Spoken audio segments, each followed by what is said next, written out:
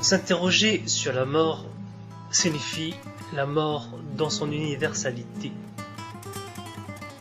Comment comprendre alors les différentes cultures traditionnelles, notamment celles africaines ou asiatiques, ou les différentes théologies?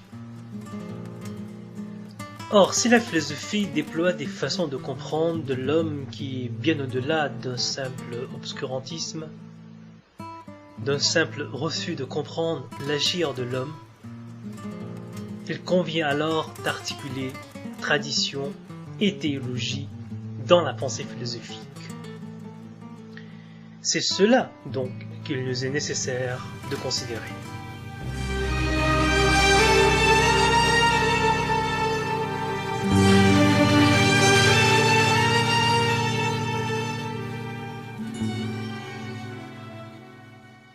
Télé camerounaise, on a une chaîne camerounaise, Canal 2, où on parlait effectivement dans les faits divers d'une dame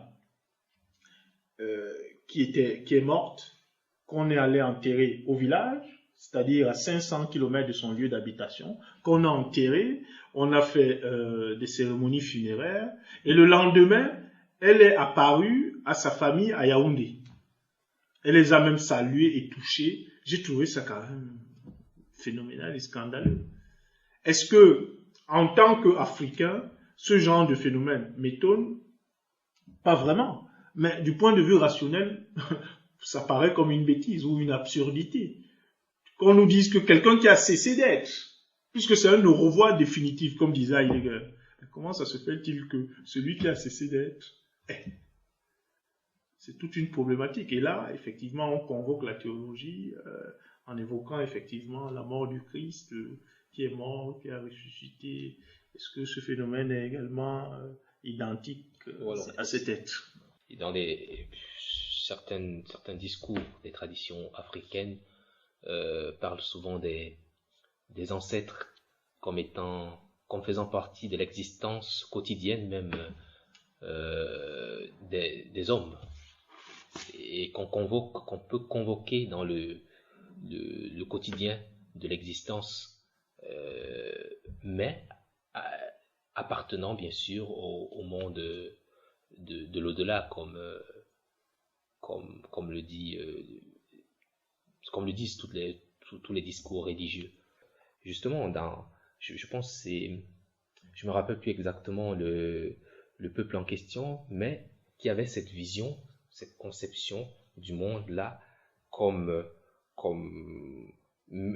pensant justement les morts, les ancêtres, comme faisant partie du quotidien, et qu'on pourrait à travers certains rites convoquer et avec lesquels on pourrait communiquer, et ces ancêtres, tenez-vous tranquille, ces ancêtres, semble-t-il, agissent même dans le quotidien de l'existence des peuples. Bon, là on est dans un discours purement traditionnel. Je pense que du point de vue de la phénoménologie, oui. Il faut bien prendre acte de cette extension de l'expérience humaine. Oui. Phénoménologiquement, comme le fait Derrida, comme le fait tous les phénoménologues. Quand Heidegger parle de la mort, il en parle phénoménologiquement également. Donc nous sommes sur le même registre. Il n'y a pas de, de changement d'ordre, tout à fait. ni de niveau. Et c'est tout à fait le cas que on pourrait y voir dans la philosophie africaine, dans cette posture africaine face à la mort. Ouais. Une survivance même à la mort. Ouais. Donc une présence de la mort où les morts sont des vivants et qui partagent notre quotidien.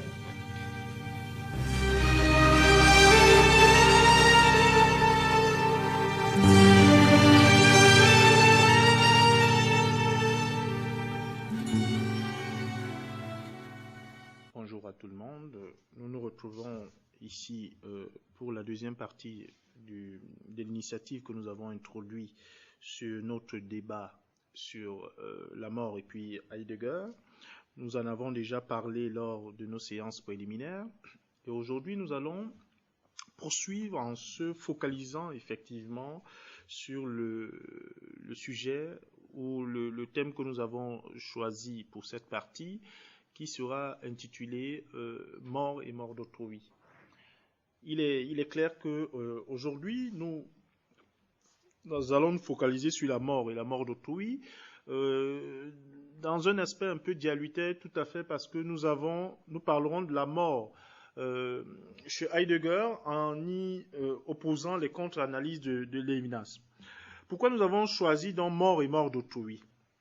C'est un sujet qui nous a particulièrement fascinés, tout d'abord parce qu'il insiste sur la mort de l'homme raisonnable, en tant que ce dernier est le seul qui a conscience de sa propre mort.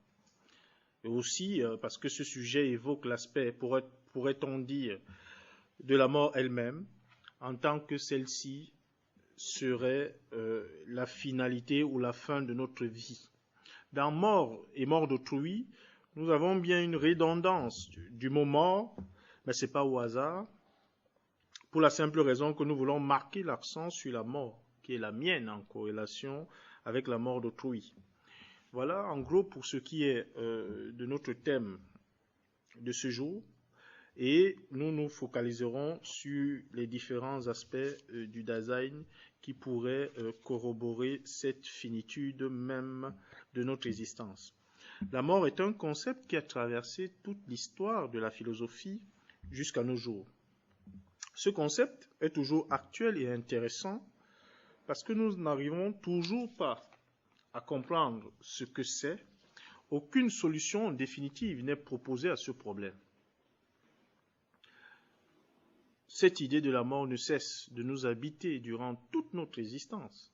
La mort est cet inconnu que nous ne maîtrisons pas. Son expérience est unique, singulière et dernière. On ne meurt qu'une seule fois. Ainsi, la mort serait la cessation définitive de la sensibilité, ou alors, pour parler comme Rosenweil, la rétotalisation d'une existence parvenue à sa fin. Voilà pourquoi la mort désigne conjointement un événement et une séparation qui est un moment de revoir définitif. On est brisé par la disparition d'un être cher qui nous a quittés et qu'on ne reverra plus. Nous employons généralement des termes comme nous le partageons dans l'imagerie populaire. Je ne le reverrai plus. Jamais plus je ne mangerai ensemble avec lui. Jamais plus nous ne serons ensemble. Jamais plus je n'aurai l'occasion de l'aimer. Jamais plus je ne le verrai plus. C'est autant d'expressions et de revoir définitifs que nous signifions en notre être propre. On est brisé par cette disparition d'un être cher qui nous a quittés et qu'on ne reverra plus. Est mort en réalité ce qui a cessé d'être ou ce qui n'est plus. En ce sens, est-ce à dire que la mort est l'inconnaissable par excellence? Est-ce à dire que la mort est une chose mystérieuse? Quelle relation pouvons-nous, en tant que vivants, entretenir avec les morts? N'y a-t-il pas lieu de penser ou de vivre pleinement notre vie sans toutefois penser à la mort? Autrement dit, pourquoi la pensée penserait-elle l'impensable? C'est autant d'interrogations qui pourront nous orienter dans notre propos tout à l'heure, parce que ces interrogations sont toujours actuelles et nous ne cessons de nous poser ce genre de questions. Nous allons parler de la mort et de l'existence du Dasein comme ce qui devrait donner un sens véritable à notre vie. Ainsi, le Dasein n'a véritablement de sens qu'en étant en rapport avec autrui. C'est ce dernier qui le sous-tend et qui permet, pour ainsi dire, son expressivité. On pourrait donc dire que le Dasein, pour parler comme Heidegger, est total quand il prend conscience de sa propre finitude. Le Dasein ne se déploie non pas dans son pouvoir d'être de manière certaine, mais il se déploie d'une manière incertaine dans sa propre existence. Nous pouvons aussi insister sur le fait que le fondement du Dasein est autonome, parce qu'il a sa propre source d'expressivité. Pour revenir à la mienneté de la mort, dont Heidegger en fait la primauté, il spécifie bien que la mort est propre à chaque Dasein et il est l'approbation de l'être au monde. C'est dans ce dévancement que le Dasein peut s'assurer de son être le plus propre, dans sa totalité insurmontable. On voit bien que chez Heidegger, la question de la mort devient le corrélat du problème fondamental de la finitude. C'est dire effectivement que le fini est synonyme d'inachèvement et montre que l'élucidation de son essence coïncide avec la question de l'être, tout cela sans qu'il ne soit nécessaire de penser la finitude à partir d'un étant infini. Nous savons bien que cette conception heideggerienne s'oppose un peu à la conception cartésienne, même qui fait prévaloir la pensée du fini en tant que cette dernière est secondaire par rapport à l'infini. Descartes insiste sur le fait qu'il faudrait penser le fini dans une perspective d'inachèvement. Nous allons ensuite évoquer la condition mortelle d'autrui, parce qu'il est un être qui n'est pas immortel et que sa mort nous interpelle dans notre propre mort. La première épreuve que nous inflige la mort est la mort d'un proche. La mort d'un proche est toujours en même temps un au revoir à l'autre, la disparition de cette partie de soi qui était attachée à l'autre dans le partage de nos existences. La nature nous reprend ce qu'elle nous a donné, sans toutefois demander notre avis. Quand on est, comme disait Heidegger, on est assez vieux pour mourir. L'angoisse de la mort se rapporte au passage de l'un à l'autre. On pourrait même dire que la mort est le non-être de tout notre être. C'est pourquoi ma propre mort est la fin du monde et la fin de l'histoire. L'être qui atteint la mort est le ne plus être au monde. C'est quelque chose qui sort du monde bien qu'il était du monde. C'est un être défait de son existence corporelle et de sa sensibilité. Voilà pourquoi Heidegger insiste sur l'être sous la main, comme cette chose matérielle inerte qui n'a plus de vie, ou pour ainsi dire, qui a perdu sa vie. Mourir, c'est revenir à cet état d'irresponsabilité et d'inconscience. Si nous voulons rejoindre les épicuriens, qui affirment effectivement que la mort est un lâche, quand nous sommes là, elle n'est pas là. Et quand elle survient, nous ne sommes plus là. Il est clair que pour Lévinas, c'est à partir de la mort d'autrui que je prends conscience de ma propre mort. À contrario à Heidegger qui pense que la mort authentique est la mienne parce qu'elle m'affecte directement. Voyons que ces deux conceptions s'opposent parce que pour Heidegger, la véritable mort, c'est ma mort à moi. Alors que pour Lévinas, c'est absurde pour la simple raison que je ne prends conscience de ma propre mort que par rapport à la mort d'autrui. Nous évoquerons aussi la structure existentielle de la mort comme la caractéristique première de notre finitude. Cela dit, l'être pour la mort est interprété à partir de la constitution du Dasein. Le Dasein est cet être pour la mort qui ne saurait échapper à la fatalité. La fatalité est ce par quoi nous reconnaissons notre propre finitude. Le Dasein n'existe que comme un être jeté pour sa fin, un être en avant de soi. Ma propre mort me concerne et ne m'affecte pas directement, puisque je ne suis plus là, pour rejoindre les épicuriens. C'est pourquoi notre fin est l'arrivée de notre mort. Là, nous constatons bien que le temps est pensé à partir de la mort, au sens heideggerien du terme. De plus, la mort est ce qui engloberait la totalité du Dasein au moment où elle survient. La mort d'autrui est un achèvement effectif qui ne pourrait donner accès à la totalité du Dasein. Ainsi, la structure ontologique qui se révèle dans la mort est la mienneté. Cette dernière agit en moi. Voilà pourquoi Heidegger affirme, notamment dans l'être et le temps, que nul ne peut prendre son mourir à autrui. Personne ne saurait mourir à la place d'autrui. La mort est unique, seul moi meurs. Je ne saurais partager la mort d'autrui. Je ne dirais pas je veux mourir à la place d'autrui, comme je pourrais remplacer un individu, par exemple, à un poste au moment où il réalise sa tâche quotidienne. C'est dire en réalité qu'on ne saurait mourir effectivement à la place d'autrui, puisque la mort authentique est la mienne.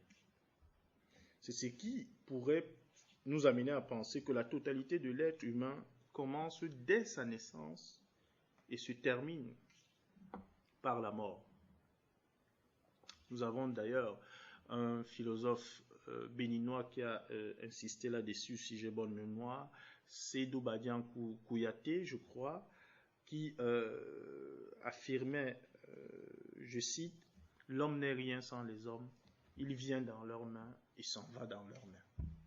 Nous voyons en réalité que l'homme, en d'autres termes, est condamné à vivre avec autrui.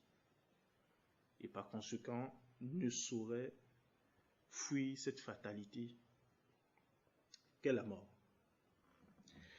Heidegger insiste effectivement sur la mienneté de la mort pour signifier notre propre mort qui est unique et ipséité. Seul moi meurt et personne d'autre. La mort est donc une possibilité certaine. Elle est la possibilité qui rend possible toute possibilité. En d'autres termes, c'est la possibilité de la non-possibilité. C'est d'ailleurs ce qu'il expliquait avec une formule assez intéressante dans l'être et le temps, qui disait « La mort n'est pas l'impossibilité de la possibilité, c'est précisément la possibilité de l'impossibilité. » Pour signifier que c'est un phénomène avec lequel nous vivons, mais que nous ne comprenons toujours pas, qui nous paraît toujours comme si c'était une surprise, alors qu'elle a toujours existé et continue de nous inquiéter ou de nous angoisser. C'est la raison pour laquelle Heidegger pense que l'oubli de la mort serait inauthentique et impropre dans le déroulement même de notre existence. En définitive, il serait difficile de trouver ou de donner une conclusion conclusive à cette idée qui nous pétrifie, qui nous inquiète, qui nous empêche parfois de vivre pleinement dans notre existence. C'est pourquoi la mort pourrait être considérée comme la dialectique de l'être et du néant. Au regard de ce qui a été évoqué tout à l'heure, il serait judicieux de constater que la mort d'autrui est première pour Lévinas, en s'opposant à Heidegger qui pense que la véritable mort n'est pas non plus la mort d'autrui, mais la mort qui est la mienne, parce qu'elle m'affecte directement et m'interpelle. C'est dire aussi, pour conclure, que quoi qu'on fasse, où qu'on aille, on ne saurait échapper à cette fatalité qu'est la mort. Nous avons parfois, dans notre vie de tous les jours, quand on est coincé dans tel ou tel domaine, on se dit ou on emploie une expression courante en disant tout simplement de toute façon, je ne saurais prospérer ou évoluer dans cette vie ou dans cette ville. Je vais plutôt changer de ville pour aller ailleurs. Peut-être ça me portera beaucoup plus de bonheur. Là, on est dans une forme de relativité existentielle qu'on ne saurait appliquer à la mort. On ne va pas dire non, je pars de telle ville pour aller dans une autre ville parce que là-bas, personne ne meurt. Et encore moins, on ne dira pas, je ferai ce test de la mort et comme ça je reviendrai l'expliquer aux autres. C'est pourquoi on a expliqué ou on a insisté sur le fait que la mort, elle est unique, singulière et ipséité. Voilà en gros quelques ébauches de cette problématique que nous avons pu élucider tout à l'heure. Et on va essayer d'en débattre avec quelques questions qui pourraient être subséquentes. Bonjour Alain. La fois dernière, tu faisais une distinction entre autrui et alter ego. Est-ce que tu peux amplifier un peu sur ce qui te retenait comme distinction fondamentale? Oui, justement, j'ai insisté effectivement sur autrui et puis alter ego, parce qu'autrui, généralement, autrui c'est l'autre. Autrui c'est mon vis-à-vis, en tant que je peux avoir une relation soit proche, soit lointaine avec autrui. Et l'alter ego, c'est celui que j'assimile à mon propre être. C'est quelqu'un à qui je fais confiance et que j'ai forcément un lien étroit et que je connais forcément. Parce qu'autrui, ça peut être mon semblable qui passe dans la rue, que je regarde, que je contemple même ou que j'apprécie, sans toutefois avoir un rapport étroit avec ce dernier. Par contre, mon alter ego, c'est quelqu'un, comme pourrait dire Lévinas, c'est moi-même comme si j'étais là-bas. C'est quelqu'un que j'assimile à mon être et avec qui je cohabite et que j'ai des relations beaucoup plus privilégiées avec ce dernier. Voilà pourquoi j'ai insisté la dernière fois sur la distinction entre autrui et alter ego. Je dis cela parce que j'ai à l'esprit ce que Deleuze, cette distinction entre l'ami et l'amant, ce qui est fondamental même dans la philosophie. J'ai en tête l'ouvrage de Qu'est-ce que la philosophie de Deleuze et de Guattari. Et là, précisément, où il développe une conception de l'ami, et l'ami qui est l'ami de la sagesse également, et non pas l'ami seulement des humains. Et pour revenir à la problématique de la mort, alors je retiens la phrase célèbre de Heidegger, la mort c'est une possibilité d'une impossibilité même. Il faut comprendre ici le terme français de possibilité dans son sens étymologique, avec sa puissance philosophique bien entendu, c'est-à-dire l'ultime horizon de l'expérience humaine. Donc toute la possibilité, là j'ai en tête par exemple Bataille, toute la possibilité, tout le possible, c'est l'horizon de l'expérience même. Et si je peux faire ce rapprochement entre Bataille et Heidegger, la mort m'est impossible dans le sens que l'expérience ne m'en est pas permise. Et c'est dans ce sens-là, peut-être serait une façon plus abordable de comprendre Heidegger. Je ne sais pas, qu'est-ce que tu en dirais? Oui, pour répondre déjà à la première question entre cette distinction, ce rapport entre l'ami et l'amant, chez Deleuze, c'est vrai que c'est une conception très très différente, mais si nous voulons mieux s'intéresser par exemple certains philosophes comme Aristote, Platon, nous avons l'impression que cette conception est un peu ambiguë. Ambiguë dans le sens où on peut être amant et ami en même temps, ou alors on peut être amant sans être ami. Vous voyez que c'est des distinctions qui sont quand même assez problématiques. Ami, ici, parfois on a ce rapport de quelqu'un qui nous est proche, qu'on pourrait rapprocher effectivement à cet alter ego, comme j'ai signifié tout à l'heure. Mais seulement on a cette problématique dans l'amitié, ou alors même dans le rapport qu'on a entre deux personnes qui s'aiment, dans le cadre de l'amant, c'est qu'on a toujours cette difficulté de pénétrer l'intériorité de l'autre. Puisqu'en réalité, la question de l'ami ou de l'amant, est-ce des amis véritables ou alors un amant véritable? Là, on reste vraiment dans la superficialité. Parce qu'on vous dit, si vous saviez seulement ce qu'un ami pouvait dire de vous quand vous n'êtes plus là, vous saurez que ce n'est pas votre ami. Alors là, on est quand même dans une subjectivité qui ne dit pas son nom, puisque en réalité, on se focalise en fait sur la relation qu'on a avec ces individus, tout en essayant de croire à ce qu'ils font ou à ce qu'ils nous disent. Ça ne se limite effectivement que dans la sphère de la subjectivité ou bien même du relativisme.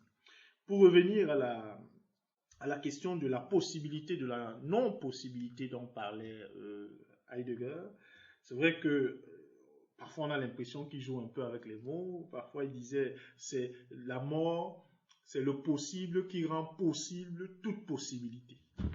Et il précise plus loin, je crois 2 ou 3 pages après, en disant que la mort, non, c'est pas du tout l'impossibilité de la possibilité.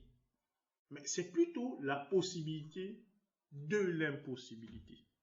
Alors ici, on doit comprendre le terme possibilité comme ce phénomène qui se réalise même dans notre existence. Mais pourquoi il devient impossible? Ou il devient un peu impossible précisément en parlant du phénomène? C'est tout simplement parce que nous ne le maîtrisons pas ou nous ne le comprenons pas entièrement. C'est une angoisse. On ne sait pas précisément où ça nous mène. Et là, les théologiens essayent de résoudre ça ou de donner quelques bribes de réponses. Là où la philosophie pourrait peut-être faire embûche, la théologie mettrait plutôt l'idée de l'espérance derrière cette non-impossibilité dont voudrait parler Heidegger en ce qui concerne même une compréhension non compréhensive de la mort. Donc en gros, l'expérience de la mort heideggerienne, elle est précisément la non-impossibilité parce qu'elle est la mienne. Elle est la mienne pour la simple raison que nous ne pouvons pas faire l'expérience de notre propre mort. Oui. Moi, j'aimerais juste d'amples explications par rapport aux notions de finitude et d'infini dans l'être à l'homme, dans l'être de l'homme. Quand on essaie de se référer au discours religieux, philosophico-religieux, on entend beaucoup parler de l'homme comme étant un être fini, comme étant un être infini également. Alors, jusqu'où est-ce qu'il est possible en l'être de l'homme? Jusqu'où est-ce que la mort est possible? Et à partir d'où est-ce que justement commence l'infini? J'aimerais bien comprendre justement, parce que vous avez parlé de cessation d'être, c'est quand même des termes assez forts. Est-ce que quand on meurt, on cesse immédiatement d'exister? On cesse, c'est-à-dire on n'existe plus jamais du tout. Ou alors c'est une partie de nous qui cesse d'exister et une autre perdure. J'aimerais bien comprendre par rapport au discours heideggerien et autres, qu'est-ce qu'il en est justement de la question de la finitude et de l'infini de l'être à l'homme. Je ne sais pas si je peux... je m'arrête d'abord là Voilà, pour le je peux moment. répondre. Ensuite, on va aller Oui, progressivement parce oui. que elles sont tellement intéressantes que Oui, on ouais. risque de, Oui, de se perdre. je risque de perdre le fil des idées. Alors, la question de la finitude et l'infini dans l'être même de l'homme, c'est une question qui a, tout comme la mort, qui a traversé toute l'histoire de la philosophie. On a dans cette idée du fini même ce caractère d'inachèvement. Et dans l'infini, on a l'impression qu'on retrouve la complétude. Alors, quand on parle même, on pourrait, dans une moindre mesure, affirmer que la mort serait la finitude de notre infinitude. Pour la simple raison que la finitude, c'est ce qui cesse d'être. On est des êtres limités dans le temps et l'espace. Cet infini, c'est quoi? C'est peut-être la mort, puisque c'est quelque chose que nous ne maîtrisons pas et qui vient du dehors, qui est imposé. On assume. C'est pour ça que Heidegger disait que chaque Dasein assume sa propre mort. Il y a donc un manque de liberté. Et le Dasein atteint sa complétude, effectivement, quand elle prend conscience de sa propre mort. Enfin, l'idée, c'est de nous faire comprendre, en réalité, que nous ne sommes pas des êtres immortels dans notre existence. Et que, bien que nous soyons des êtres raisonnables, nous ne maîtrisons pas à proprement parler notre existence. C'est quand même un peu problématique. Oui, quand même, c'est très fort. Et à ce propos, j'ai un constat assez flagrant. Vous avez pas dit tout à l'heure que l'homme était le seul parmi les êtres à avoir conscience de sa propre mort. Et est-ce que cela n'est pas quelque part, ne révèle pas en quelque sorte cette lueur, justement, d'infini ou peut-être d'immortalité en lui? Et est-ce que cela ne révèle pas justement sa supériorité par rapport au reste des étangs? Enfin, c'est une question que je me pose comme ça parce que c'est quand même un phénomène assez, c'est quand même un constat assez frappant que de savoir qu'il est conscient déjà de sa propre mort. Et puis après, il élabore même des discours sur une éventuelle possibilité de vie après la mort à travers les discours religieux et philosophiques et autres. Est-ce que cela ne peut pas nous donner des indices pour nous aider justement à comprendre la véritable nature même et la profonde nature même de l'être à l'homme, justement? Enfin, c'est des questions que je me pose. Pour savoir que est-ce que la mort n'est pas une simple étape de son existence, peut-être une étape transitoire, comme d'aucuns la nomment, entre une vie et une autre? Est-ce que justement, c'est des constats qui sont très très frappants? Oui, mais ce constat, il est intéressant parce que là, on entre dans le discours théologico-philosophique. Hein. Oui. On a cette sphère-là, effectivement, où on se pose déjà, la philosophie ne se pose pas la question précisément. Enfin, elle se pose la question, mais d'une manière assez vague, mais dans une moindre mesure, elle s'intéresse à l'après-mort. Parce qu'en fait, quand on est mort, on cesse d'être. Oui. Tout simplement. Oui. Bon. Nous avons par exemple Platon qui parlait de la mort comme cette séparation de l'âme et du corps. En disant précisément que quelque part, en réalité, c'est le corps qui meurt. Et l'âme y est toujours. Bon. Alors, dans le discours théologique, la Bible nous dit bien que pour voir Dieu face à face, il faut mourir. Et que, en d'autres termes, le chemin qui mène à la gloire, c'est la mort. On a vu le Fils de l'homme mourir. Il meurt sur la croix et le troisième jour, il est ressuscité. Il est précisément, à ma connaissance, celui qui a vaincu la mort.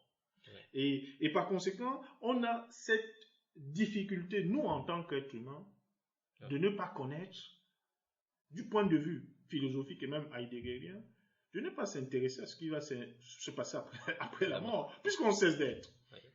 C'est cette finitude qui intervient même avec notre temps, qui est la fin du monde et de notre histoire. Oui. Bon, maintenant, on ne pense pas à ce qui pourrait advenir par la suite, pour la simple raison que ça ne nous intéresse pas puisque nous n'y sommes plus.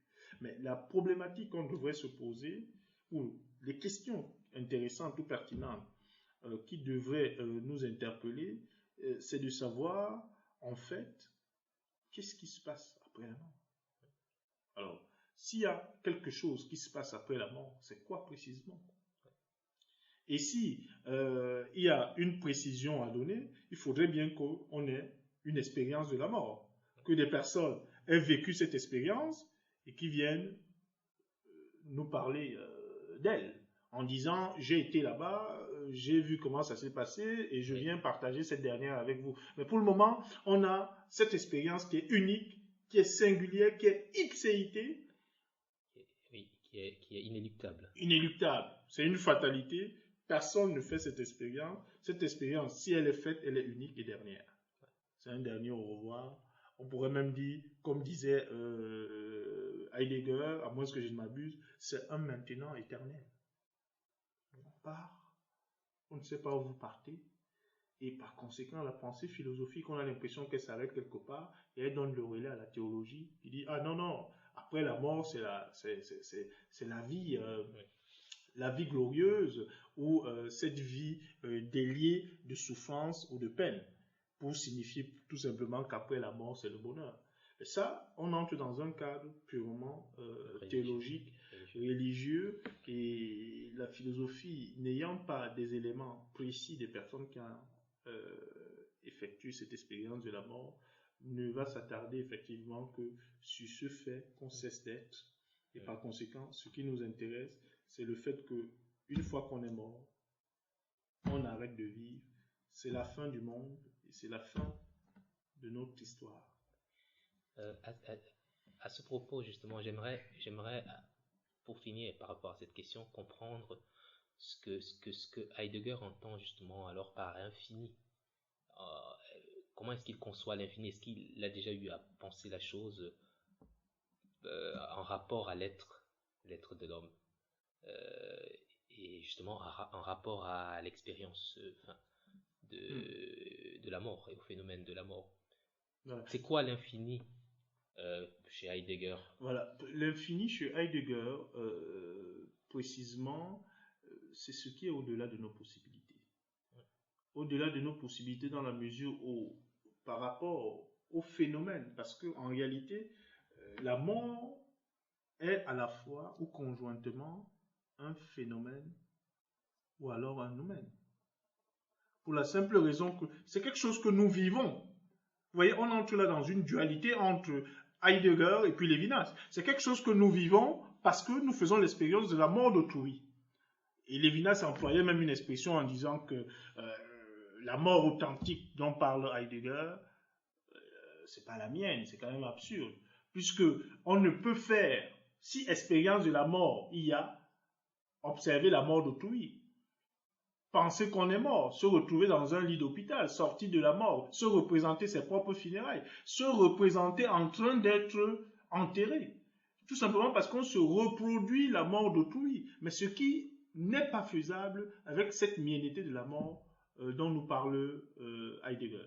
Et par conséquent, cette idée d'infini, c'est ce que nous ne comprenons pas et c'est ce qui s'impose à nous dans notre existence quotidienne. Là, je pense à Derrida, qui un jour dans une conférence, on lui avait posé une question et on lui avait demandé est-ce que Dieu existe? Et Derrida avait répondu, lui qui avait voyagé à ce moment-là, il a presque fait le tour du monde pour voir comment l'homme vivait son expérience religieuse, donc répondait justement à cette question, bien sûr que Dieu existe même s'il n'existait pas. C'est-à-dire que qu'est-ce que nous comprenons par là philosophiquement? Cette finitude dont parle Heidegger,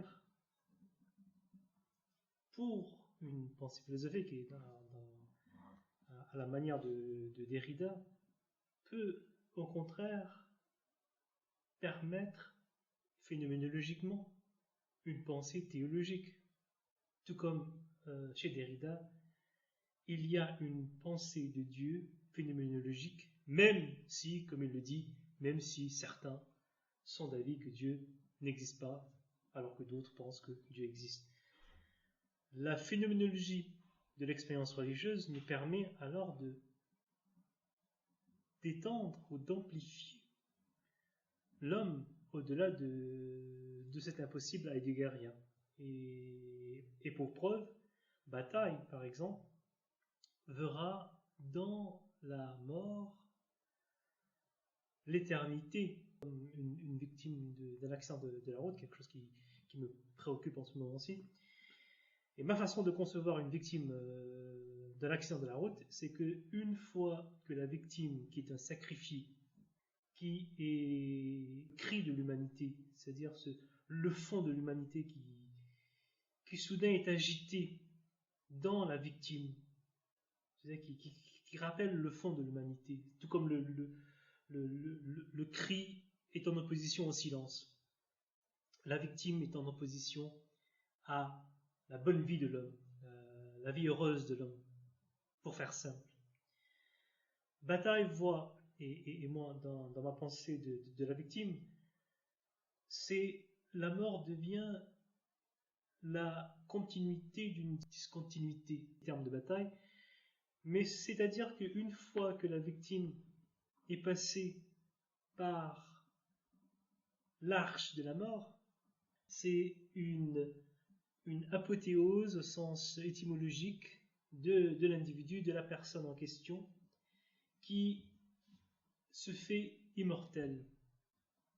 On parlera toujours, par exemple, des tombés de la Deuxième Guerre mondiale. Ils sont morts, mais ils sont éternels dans le sens que ils sont passés dans cette expérience phénoménologique de l'éternité. Et peut-être il y a un prolongement heideggerien qui est en apparence anti-heideggerien, mais que je retrouve chez Bataille notamment, et que je pense aujourd'hui dans la recherche philosophique de l'éthique et justement dans la recherche philosophique de la pensée contre la violence qui sévit aujourd'hui dans notre monde. C'est une pensée qui nous permet de réfléchir justement la finitude, mais la finitude non pas comme une finitude plate, sans horizon. Toute la pensée philosophique est justement de chercher l'horizon des horizons. Vous permettez essayer de faire justement, de rapprocher les discours religieux et philosophiques à travers cette petite inquiétude que je vais poser. En fait, vous avez dit tout à l'heure qu'on ne pouvait pas partager la mort d'autrui. Et moi, j'ai beaucoup entendu et lu dire que à travers par exemple le discours judéo-chrétien que nous sommes tous morts en Adam et qu'en Jésus-Christ nous revivons quoi, et nous bénéficions de l'éternité. Alors bref, comment comprendre ce genre de discours justement à la lecture ou à l'écoute de ce que vous venez de dire à propos de la pensée heideggerienne. C'est vrai que voilà, le phénomène même de la mort est unique et personnel. Donc comment comprendre en fait justement ce discours judéo-chrétien par rapport à cela? Est-ce que vous pouvez tenter de faire une analyse comparative des deux discours à ce sujet, justement? Ou comment est-ce que vous comprenez le discours judéo-chrétien, justement? Elle est intéressante, votre question, parce que...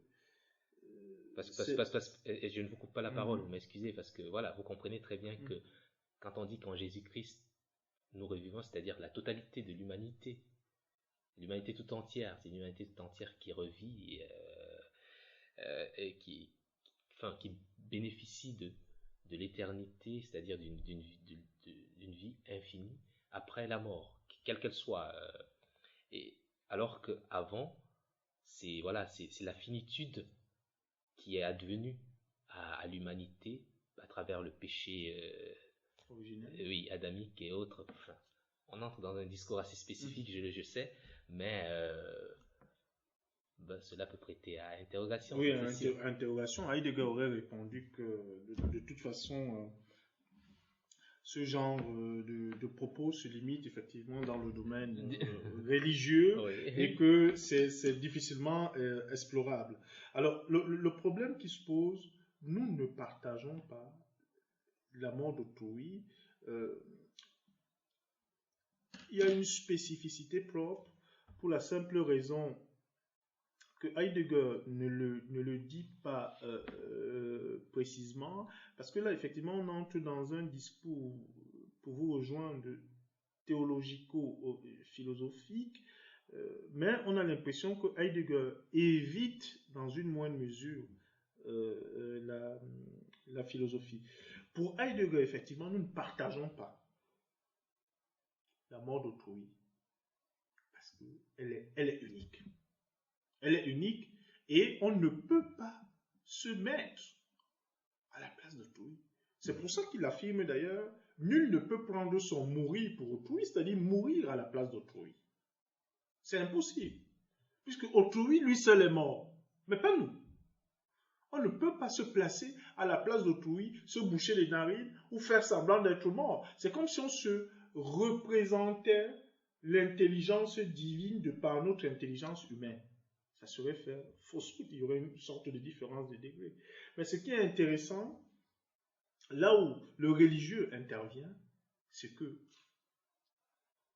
en contradiction avec Heidegger, c'est de dire tout simplement que on peut mourir à la place d'autrui. Non pas qu'on suspend ou qu'on abroge notre vie, mais on essaye de compatir à la mort d'autrui. On se met à la place d'autrui qui est mort. Et souvent, on l'exprime d'une certaine manière. Certaines personnes critiquaient Albert Camus, je crois, dans L'étranger. Je crois que lors de, moi, ce que je ne m'abuse, je crois, la mort de sa mère ou de son père, qui disait de sa mère, qui s'exprimait, qui exprimait sa douleur de par son silence, alors que ce vis-à-vis explosait en larmes face au deuil de sa mère. C'est dire effectivement que cette compassion que nous avons pour la mort d'autrui du plan de vue religieux, on essaye. Il y a un aspect dualitaire. L'aspect humain, où on reste dans la possibilité de compatir, de ressentir à peu près, non pas en se plaçant dans l'idée même de celui qui est mort, mais on se place plutôt dans ce que nous avons vécu avec celui qui est mort. C'est ça qui nous interpelle en réalité. Oui.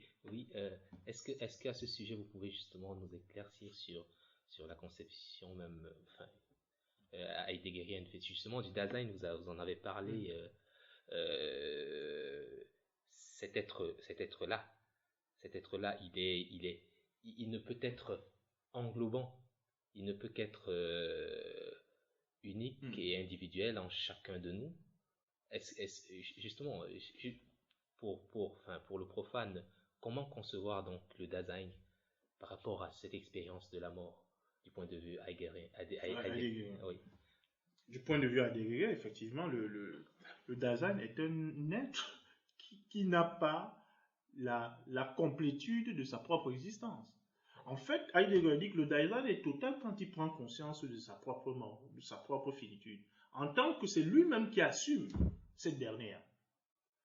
Alors, il ne saurait se mettre à la place d'autrui, puisque pour lui, c'est lui seul. Ça m'affecte directement. Et non pas l'autre. Bon, là, on entre un peu dans une perspective, dans ce cadre-là. Certains philosophes diront peut-être que, bon, essayons de mettre de côté cet aspect religieux. On va essayer de remplacer le religieux par cette idée lévinancienne où on pourrait se mettre à la place d'autrui, parce que c'est autrui, la mort d'autrui qui m'interpelle dans ma propre mort. Et je pense que c'est ça qui interpelle beaucoup plus Lévinas, en disant que, en gros, Heidegger ne nous a pas dit grand-chose, puisqu'il nous parle de quelque chose dont lui-même ne fait pas l'expérience, alors qu'il se base sur l'expérience de la mort de son vis-à-vis et d'autrui. Donc en gros, la mort ou la mort authentique pour Lévinas, c'est ce que nous observons dans la mort d'autrui et non pas dans la mienneté de la mort dont parle Heidegger. Je pense qu'il faut rappeler ce que tu disais auparavant au sujet de la structure ontologique chez Heidegger. La mort fait partie de cette structure.